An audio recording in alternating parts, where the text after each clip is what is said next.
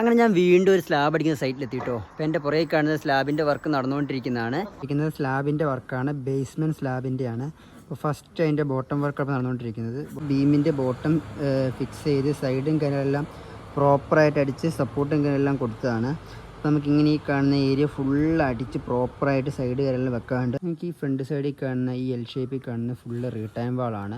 നമ്മുടെ ഒരു സൈഡ് ഒരു വാൾ വരുന്നത് ഫുള്ള് റിട്ടേൺ വാളാണ്. എൽ ഷേപ്പിലാണ് റിട്ടേൺ വാളിൽ വന്നിട്ട് അതിൻ്റെ മുകളിലൂടെയാണ് നമ്മൾ സ്ലാബ് പ്ലേസ് ചെയ്യാൻ പോകുന്നത്. അതേപോലെ ഇവിടെ നമുക്ക് ഓവർ ബീമുകൾ വരുന്ന കുറച്ച് ഏരിയ ഉണ്ട്. ഈ ഫ്രണ്ടിൽ കാണുന്ന ഇപ്പോൾ ഈ അടിച്ച ഏരിയൻ്റെ നേരെ ഓപ്പോസിറ്റ് വരുന്ന ഭാഗത്തൊക്കെ നമുക്ക് ഓവർ ബീം കാര്യങ്ങൾ വരുന്നതാണ്. ഞാൻ നിൽക്കുന്ന ഈ പലക ഓൾറെഡി സപ്പോർട്ട് ചെയ്ത് ബോട്ട് അടിച്ച് വെച്ചേക്കുന്നതാണ്.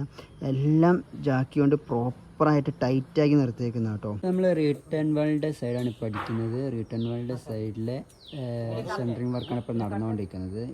ഈ ഏരിയ ഫുൾ അടിക്കാനുള്ളതാണ്.